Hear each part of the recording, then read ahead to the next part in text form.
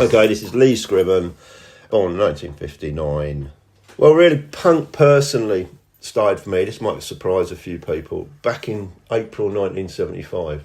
The reason for that is that, along with a good friend of mine, Geordie Walker, who we'll talk about a little bit later, but remember that name, Geordie Walker, because it's quite pivotal, really. We went to see Dr. Feelgood at the Roundhouse. It's strange, really, because what people, again, might find a bit strange, I hadn't heard Dr. Feelgood. I hadn't seen a picture of Dr. Feelgood. The only thing I think, I've just remembered the name now, it was called Thrills in the back of the NME. And for those of a certain age group remember it, and it was like a gossip column. And you used to read it religiously, and this is a time when music papers ruled. You know, you had no internet, obviously, everything. And I read, personally, every music paper, Going Sounds, NME, even Record Mirror. But NME was the one you went to on a Thursday morning. That was the beginning of your weekend, really. And getting back to this thrill section, what it would be telling you, Mick Jagger's bought a new Rolls Royce, or Keith Moon went down Oxford, off High Street dressed as a Nazi, and then it was just gossips.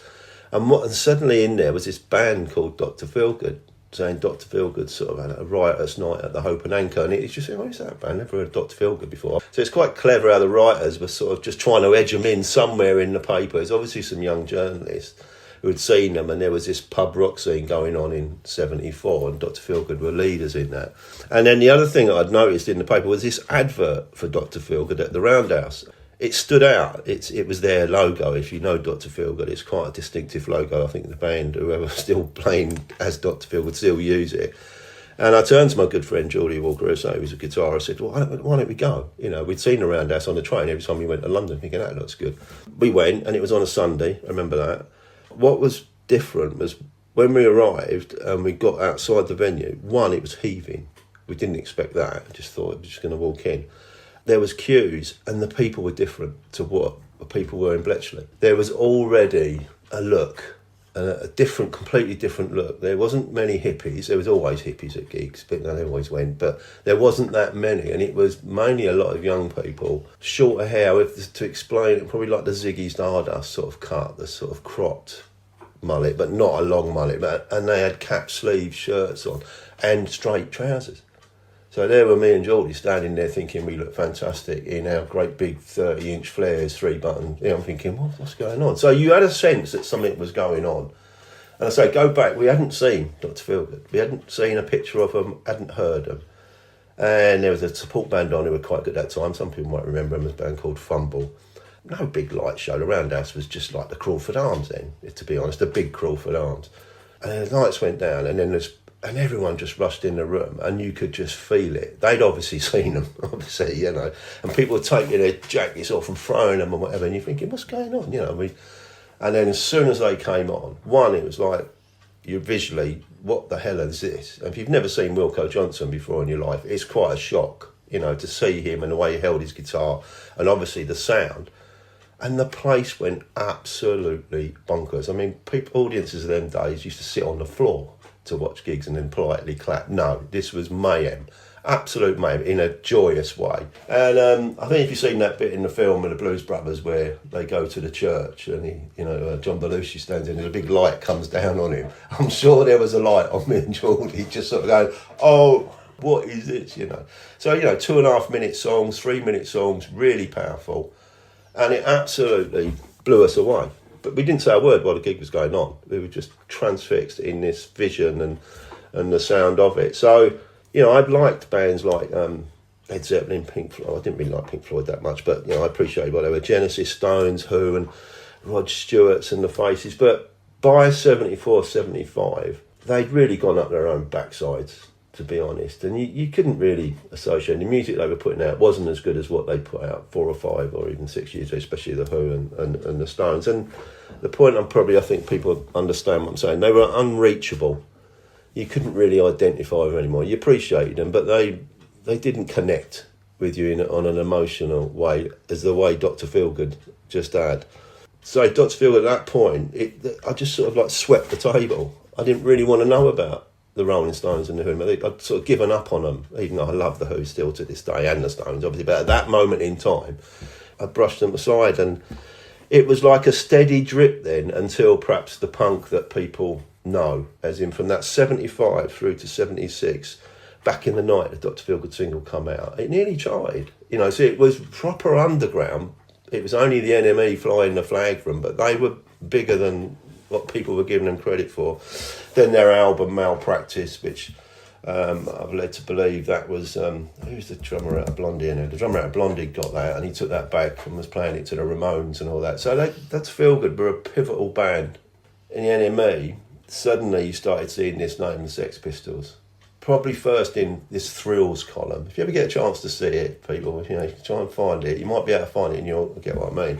And then there was this review. Because I say, me and my friends, we read everything that was in them papers. And it's the famous review where Steve Jones says, we're not into music, we're into chaos. And the way the writer described this concert, thinking, oh my God, thinking, thank God I wasn't there. It just sounded like a riot. And again, from there on in, you read the papers, but you were reading between the lines. You were seeing things about new bands' names popping up. Then another pivotal moment I felt in punk was the Eddie and the Hot Rods releasing Gloria. It's a live track, and it includes I Can't Get No Satisfaction. And if you ever hear it, it is fantastic. It had taken what Dr. Feelgood do and probably taken a huge amount of speed, I think, and just like livened it up. Very Ramonesy, if you get my drift. And that was suddenly they were like the hot ticket. That's now in 76. So it's gone from like the summer of 75 through to, I think that came out in August. The Damned came out as well, which I listened to, and that was really exciting. It didn't engage as much as it should have. It was a brilliant single. That was I'm sure I'm saying people shoot me down in flames if it is. I think it was the first British punk single. I'm not sure, but for me personally, this is my experience. I was still into Eddie and the Hot Rods, and I'd read so much about the Sex Pistols. They were, by that time, there was interviews before they'd even got signed, and you could see the look of them. You're thinking, wow, these look amazing. He was excited by the photography and the art and what was going on and what Malcolm McLaren was saying about all the old bands. You were laughing, and it was like, yeah. What I was saying about you felt unattached and they become aloof, and they were saying it in beautiful ways, very descriptive ways that you completely engaged with. And I remember going to Bedford and getting really excited to get the Eddie and the Hot Rods album, and I think it's called Teenage Depression. And while I was there, I just went, you haven't got the Sex Pistols' new single by any chance, have you? And they went, yeah, and they got it, and it's a black sleeve, if people know their archive, just black. Came back from Bedford, got indoors. I thought, before I put the album on, I'll have a listen to this Sex Pistols. I just didn't know what to expect. You can't imagine what you're just thinking. Well, I hadn't seen them. I wasn't lucky enough to be in the London Select to see this band. I was thinking, okay, and then put it on. It's like, oh my God, okay, and then flipped it to the B-side, which you always do. Oh my God, And to be honest, I think I played about one track of the Eddie Hot Rods album, just put it on one side and just kept playing it because it was. And as luck would have it, and I'm sure I might be wrong. I'm 65, and memory can play tricks on you, but I'm convinced that night they were on So It Goes. So I bought the single in the afternoon, and if you know about punk, it was the famous Manchester show, Tony Wilson. It went national on certain. I think the Midlands ITV carried it on at some ungodly hour, 11:30 at night. But there they were. So the two, getting the single in the afternoon, hearing them for the first time, and then lo and behold, literally 8 hours, 10 hours later, whatever, that evening, I've watched them for the first time. And I still say it's one of the most electrifying TV performances in rock and roll's history. You can go back to the Stones on Ready, Steady, Go, Who on Ready to Go, and Top of the Pops was never really that. But that was like, that's it. It was an absolute, again, an epiphany. Yeah, the same as the Dr. Feelgood one. And again, then there was just that drip, wasn't there? The Clash were in the papers for ages, and they looked fantastic. There's no doubt about it. You wanted to look like Mick Jones and Joe Strummer, because they had the punk look was really right bang on fashion, and their artwork. Bernie Rhodes, their manager, was a genius. That album came out, and that was the soundtrack to the summer, really, that album. I still love that album to today. It's so cohesive, the symmetry of the sound and everything they were singing about was everything you wanted to sing about. It was, you didn't want to sing about Dark Side of the Moons or however much I drink or whatever, squeeze boxes. This was like from the street. I think punk means different things to different people. But for me, it just meant it wasn't the fashion. It was the music in a way. It was the look and it was the fashion. But more important than all that, I think what punk meant to me, there was no rules. At last, if you want to be in a band, then be in a band. You don't have to. You were sort of frightened by the greatness of the musicianship of people like Yes, Emerson, Lake and Palmer, the Stones. You think, I can never do that, so I might as well not do it. Whereas on this scale, when you'd seen people like Dr. Feelgood and the Piss, I think, yeah, I can do that. Right, let's do it. And I love that it opened up people and just encouraged them to go off and do whatever they do. And not just music. I think the punk ethos of that stretched into the whole of the arts. You know, if you want to be a graphic designer, be a graphic designer. You ain't got to go to college, just do it. You know, and if you want to be a writer, do a fanzine. You know, and I think people like Jamie Reid, famous artist for the Sex Pistols, Julie Burchill, obviously DJ John Peel, and Don Letts, the filmmaker. I think they were just as inspirational to the generation I was in at that time, who were in that kind of music, as the bands. Because outside the bands, you could see people latching on and doing things they wanted to do as much as the bands were doing. You know, they were telling you really, and they were leading by example, the Buzzcocks and other, make your own records. That's when I loved it. Before the big boys got in and, put on your own gigs like we'll probably talk about. Don't wait for someone, go and do it yourself. Hire a hall, do it in a back of a pub, do it back of anywhere you want to do it, just go and do it. Which I think is regarded, it must be, Bletchley, Milton Keynes' first ever punk band, and they were called The Fix, and I can't remember how I got the gig actually. That's a bit embarrassing, but I know, perhaps they knew of me or whatever, but it probably came through a music shop ad or word of mouth, and they were called The Fix, and basically they were made up of the lovely family, West Bletchley, called the O'Hallorans, who I'm still proud and pleased to be friends with to this day, and it's Glenn, Brent, and Larry. Joe is a saxophone player, but he wasn't in there because it was punk. This was a punk band. It was a great band. I loved it. I loved playing with them. Brent O'Halloran was a great songwriter, and Glenn was the ultimate frontman. He still is. He's got that charisma when he walks in a room, and he had it all, and they looked fantastic, and they were really funny guys. They were just talking about doing gigs. There wasn't really anywhere to play in Milton Keynes at that time in a traditional mode. There wasn't a Crawford Arms, shall we say, or Box and Hounds and that. There were cover bands playing everywhere, but they weren't going to welcome Bletchley's first ever punk band. But locally, I was a regular, as I like my owl, at the Old Swan in Woofton. And there was a barman there called Ball. And I ran it past, we can't get gigs. And he said, well, you can play here if you want. I went, what? And they had this great pit in the Swan, and it's still there, the Old Swan at Woofton, if you want to go and do some tracing, some punk history in Milton Keynes. If you go in the pub, to the right, there's a pit where there used to be a little bar billiards table. We cleared that out.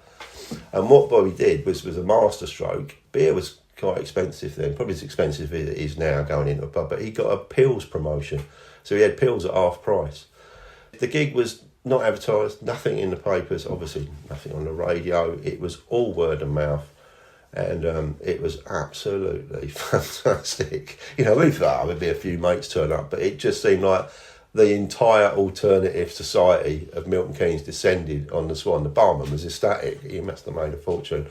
And we played in this little pit, and there was people there, Russell Tofield was there, and Jay, and there was people who are still, we went on to become friends for a long, long time.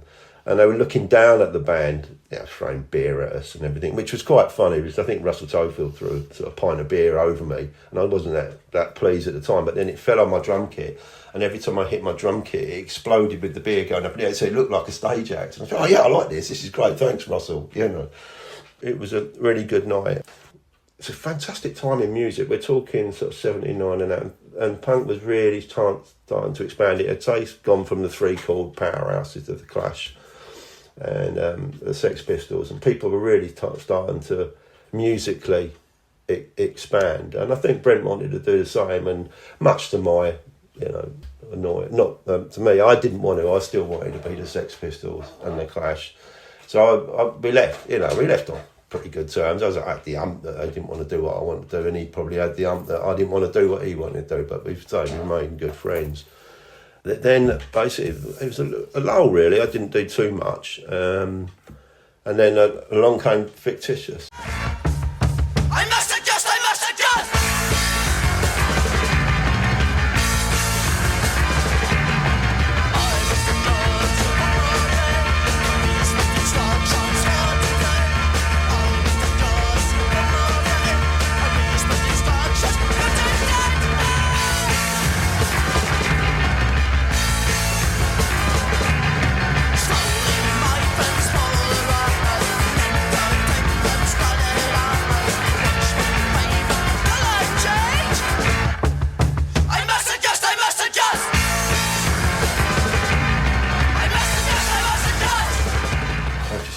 house watching, I don't know, That's Life, I think, on a Sunday night, and there was a knock at the door, and there was Tiggles with Tiggles by the door holding a cassette with some people in a car looking at it, looked really dodgy.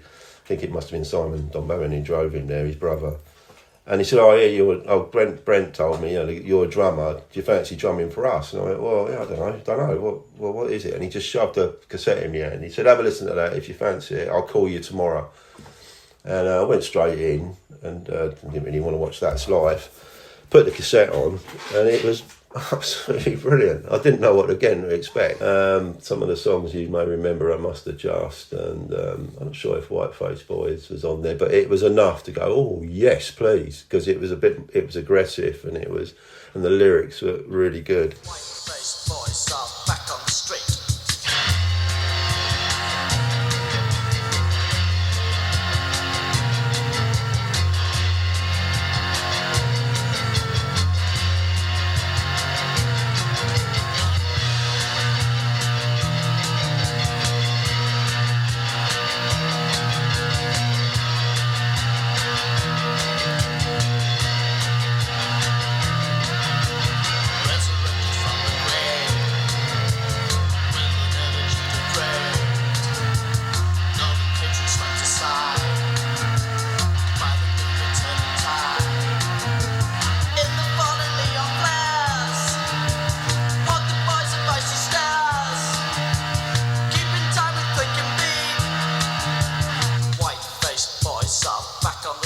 Yeah, 3 nights later I was at Stantonbury Youth Club, and people say that chemistry is important in bands, and I think the chemistry in the Fictitious lineup was spot on.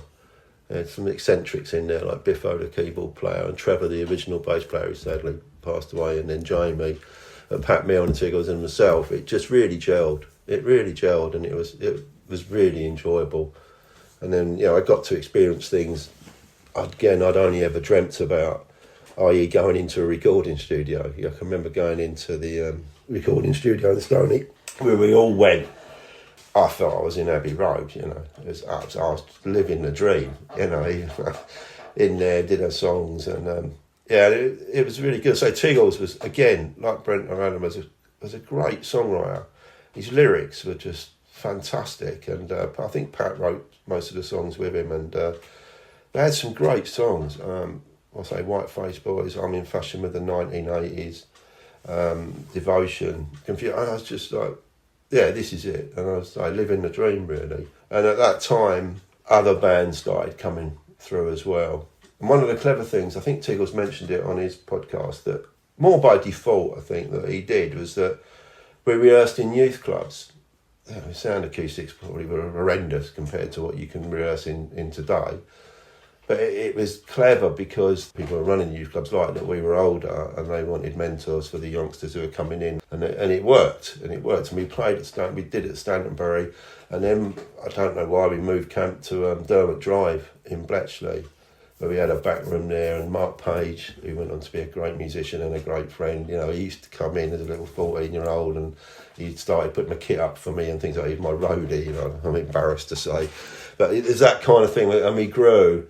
And then, by the time we did, I think, a proper first gig at the Crawford, again, like the Fix, we were astounded. The place was packed. Of course, it was packed with all the kids who had been coming over, seeing us rehearse, heard we'd doing a gig, and they'd come and see us. So that was a clever move. I think if we'd have just rehearsed in a farm or something, I don't think we'd have had the following.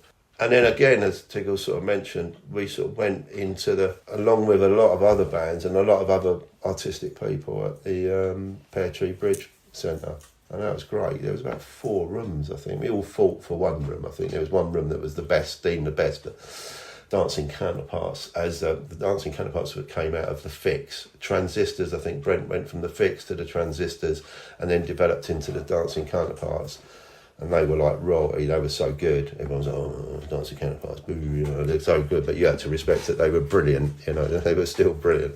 And they seemed to always get the best room, and we had scrapes to get whatever we could. But great place, and I think Paul Salmon, a photographer, used to come in. So again, what I was touching on about people doing other things around the music, not actually being in bands, but being artistic around it. You felt it in the Pear Tree Bridge Centre. And then that great thing that the police did, I don't think people forget really, it was the police, who were a bit punky at that time. We all knew they weren't really a punk band, but they wrote some good songs and had that sort of punk attitude when they first started. Proven by a thing that they came to play at the Bowl and they donated a lot of money to the youth club to produce an album, which I thought was amazing. I still think that's a great thing that they did, because it really, and you would know and a lot of other people know, that really engaged us all. Suddenly we had something that we all wanted to make a record. None of us could afford to make a record. It was still very expensive then. Recording was so expensive in the 70s. I don't know how Tiggles did it. I mean, we did record a lot. He must have used all his earnings to pay for it. We all chipped in a fiver, but he must have paid for it all. So for the police to do that was really good, and that was a great time, because then we went off to London as Fictitious. Again, you say you live in the dream, and you are living the dream sometimes when you're in a band. And Tiggles had found this recording studio just off Carnaby Street.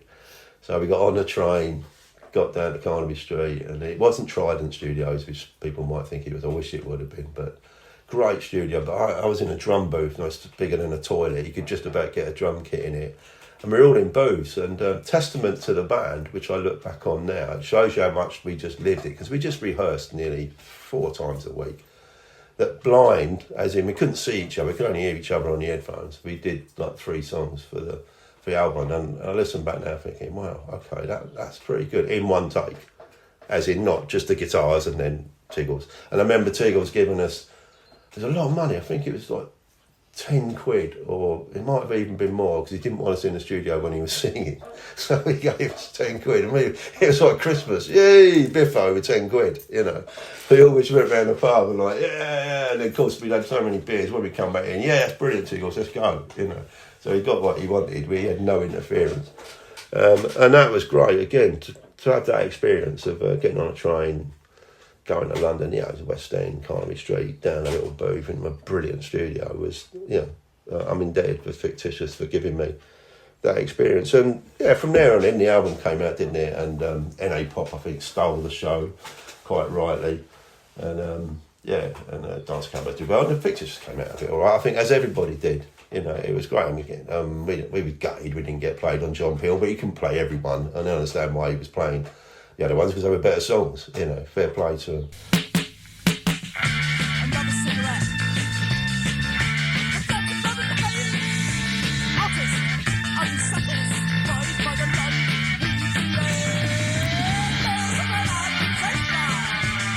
So that scene, I think, really set the scene for Milton Keynes for many a year, really. I think for about 20, 25 years, How people helped each other. Yeah, there was rivalries, as in artistic rivalries, but bottom line is, if someone needed a bass amp for a gig, you lend them a bass amp, you lend them your drum kit, or you went and saw them. You just went and saw bands were going to watch other bands to give their support, and that was really important. Fictitious sort of faded out, as bands do. You are chasing the dream, the ultimate dream of being a pop star. Never mind what punk says, everybody wanted to be a pop star. I mean, if you look at The Clash, some of the things they said, and then you get to London Calling, and you go, oh, you did want to be the Beatles after all then, it's quite funny, So we did want that, and, I think we'd done some gigs where you're on this ridiculous sort of belief that an A&R man is going to go to Peckham from EMI Records, in Soho Square, he's going to travel all the way to Peckham to see an unknown band, so it's, I didn't turn up, and we knew that the ghost was up, I think, and I think Tiggles wanted to go back and do some more studying, and I think we did one last gig at Leighton Buzzard. Can't remember, it wasn't Buzzard at all. Can't remember, it was a great gig. I'm glad it was a really good one. It was really busy, and we played really well. In a way, I think we played probably the best we played, because we all knew it. I think we all knew that this was going to be the last time we were going to be playing for a while. And but we stayed good friends. I'm so glad. Some bands, I've read a lot of autobiographies, can have horrendous arguments and throwing people out of a van on the M1 on the way home from a gig and all that. And we didn't do that. I was quite pleased about that. But that scene, to give people an idea, it was quite difficult in those periods I'm talking about. 77 in Bletchley, you couldn't really go down the road dressed as Johnny Rotten. You didn't see anyone. I don't remember ever seeing anyone. You saw them in the papers and you knew it was going on in London. But in their kind of areas, and it may have been Northampton. Northampton was a bit more edgier than Luton, but Newtown, Bletchley Old Town, I think it would have stood out, if you had really gone for it. But what you got, first indication that people were in the same kind of culture you as the trousers. So if you saw people with straights on, it's like, oh, okay. And you sort of gave them a nod. As you know, when you've got a mini car and a mini comes past, you put your headlights on.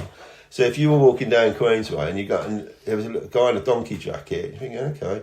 And he obviously didn't have all long hair waving around. And all he had on was, again, below that was just some drain pipes. Yeah, you sort of go, okay. So, And you'd love to end up sort of meeting them in record shops. Record shops were, and probably music stores, shall we say, absolutely vital, because that's where you put your poster up to tell people about gigs, and that's where you heard about new bands being formed, or someone, especially in Milton Keynes, because you got to remember there was always an influx of people arriving. I can remember Graham D just arriving on the scene like yesterday. I don't know, what was it, Pottersbury answer to Billy Bragg, but he was a punk then. You can't imagine Graham D being a punk, but he was, because he had that attitude and he had a guitar and he started supporting gigs, and as you had this influx of people, and that was the only way you could find out what was really going on. The Gazette did some good stuff in the papers of the day. Now and again they covered little stories. But that, record stores and that, there was never, I don't remember there ever being a fanzine until The Spot arrived in the mid-80s, which is, I find that quite surprising now, actually. I might be wrong. There was Don't Dictate, wasn't there, in Newport Pagnell? Sorry, I'll take that back. There was one, Don't Dictate. Yeah, that was the one I did. Sorry, yeah, apologies. So it was difficult to be what people may look back and go, not many pictures of real punks in the early 70s. No, there wasn't, because it was socially difficult. One, you couldn't really get the clothes, so it was really homemade, and not all of us wanted to go. You couldn't really go out in homemade clothes in Bletchley. It was only really the pubs and out around the city you could go, and you were going into dangerous territory if you walked into any pub in Milton Keynes in 77 dressed like Johnny Rotten. You might not come out too well, So what people did, I think, similar, bizarrely, we are in 2024, is that you socialised around people's houses. You went round, I can remember the record sleeves coming out to roll homemade cigarettes, shall we say, and it was just, and that was the sort of, and people having just, not parties, but you just say, come round to so-and-so's go round to so-and-so's tonight. I remember that at Fictitious. We just went round as a band to a lot of people's houses. And it's nice. You got to know a lot of people more than you would perhaps in a pub environment. So that was nice. There was definitely this big alternative culture growing and growing in Milton Keynes, because Milton Keynes is very mainstream. And the mainstream always wins. You always, up until recently, you'd always have a Chicago rock cafe or the traditional nightclub Tramps, wasn't it? And all these kind of things. And that didn't appeal to us, because one, you had to dress like an estate agent to get into them, and we were not going to dress like estate agents. So you created your own culture. Musax was a good club that Bill Billings ran, famous artist in Milton Keynes. And he was, like a lot of, not hippies, but a lot of the hippies, I think, that did sort of identify with the early punk scene, and they liked what people were doing. They knew it needed changing, and Bill was one of them.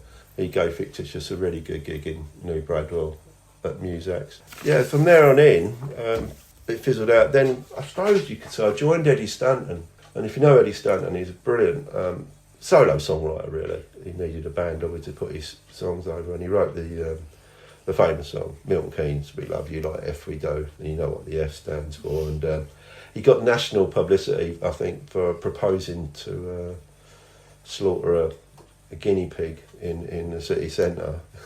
Which is his manager, Chris Grant. I never got on to know him, but it never happened. But he did not get a lot of publicity out of it. It was very clever. And I joined Eddie, and again, he was punk. He was, this is my point. Like, he didn't dress like a punk, but he loved punk music.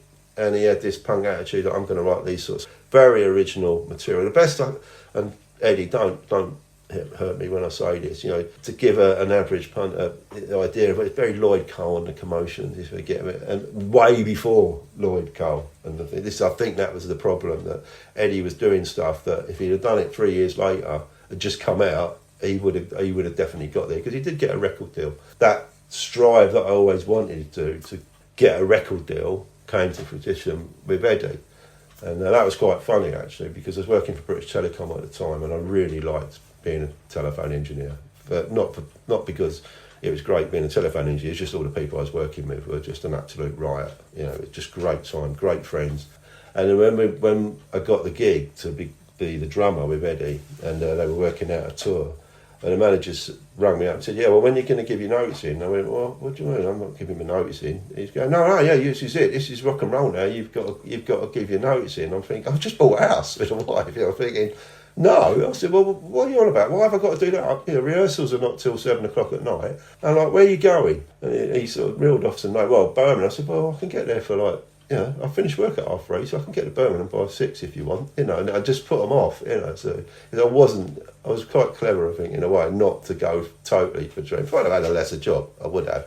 Yeah, it's great with Eddie, but what you realise is that when you do get that record deal, then the real work starts. You know, you're not playing locally anymore. You're going off to towns and cities no one's ever heard of you before. You're third on the bill, etc., and it's extremely hard work. But again, we had a good 6 months to a year doing stuff, and it just wouldn't happen for Eddie. He put some great singles out. They're out there on Spotify if you ever listen. Tales from the Raj, Young and the Free.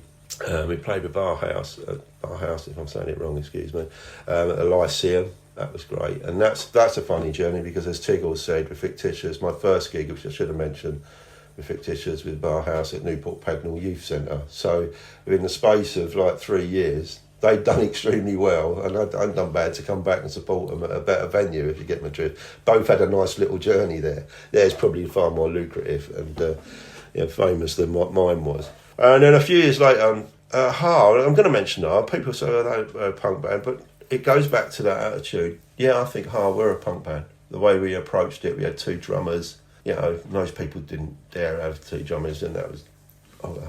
you've got to be careful what you say. Now, it was inspired by Gary Glitter. Obviously, the band, not what the person stands for. Always wanted to have a band with 2 drummers in. Yeah, Mark Page, was a roadie and a great friend, and had been drumming with NA Pop. And then my brother, who was only, I think, about 15 at the time. And then Dylan Jevons, who was in NA Pop 2000 with Kaz, is someone I really admired from afar, and I always wanted to work with him. And I worked with him and Pat Milne from Fictitious, and really good live band. I didn't think we had as good songs as what Fictitious has. We tried, but funny enough, I go right back to the beginning now, inspired by my friend Geordie Walker, who after that infamous night at Dr. Feelgood, if you recall what I was saying earlier, I went with Geordie to watch Dr. Feelgood, and we both said, "This is it, I'm going to be a rock and roll star now." And lo and behold, Geordie Walker did become a rock and roll star because he joined Killing Joke. By luck, I don't think he'd mind me telling you, but sadly he's no longer with us. He answered an ad in Melody Maker, which most people did, went for an interview, met Jazz Coleman, the leader of Killing Joke, and Geordie said, they basically just argued while they were there. He didn't play the note, he hadn't took a guitar, he just went and met him. They fell about laughing because he liked Sensational Alex Harvey band, who were quite big at the time, and they thought that was hilarious. And he thought, "Oh, I've blown it." And he had packed his bags. He was just living in a little that block of flats, and the block of flats only had a phone at the end of the hallway. And he'd never used his phone, never answered his phone. He'd literally packed his bag, got his guitar, and he was coming home, and the phone rang, and it was Jazz, and he said, "Yeah, you're in." And that was it. That's how he got the gig. He hadn't even played a note. And Jazz sort of knew, I think, because he'd argued back, because Geordie was strong beer. So no, he wasn't having it, and they weren't liking Zal Clements, and so he was giving it some. Jazz said to him, "You're the only one who argued back," and gave a bit of stick, so we thought you'd be the right guy. And then he plugged in, and off they went, that remarkable sound, and it was very, blew our heads off, back here, as me personally. He was just, I was in awe of him, and still am, and what he achieved. Yeah, so there it goes. So it's, and Ha, we were still in awe of Geordie. Pat was as well. I think he even dyed his hair the same and had his hair cut the same as Geordie. So he had a lot of answer for Geordie. I think we were very influenced by Killing Joke, perhaps too much. And then the last one, now I know people are going to have a go at me, I think, and have a shout. I think probably it's the last band I put together, but I think it was the ultimate punk band, was the Blues Collective. Because it was an 18-piece covers band. Ooh, how dare he to be a covers band? Basically inspired by the Blues Brothers. Yeah, there it is in itself. An 18-piece band, not doing it for money, not doing it to become famous, don't want a record deal, just want to have the crack. It really did. And we only knew how to play punk.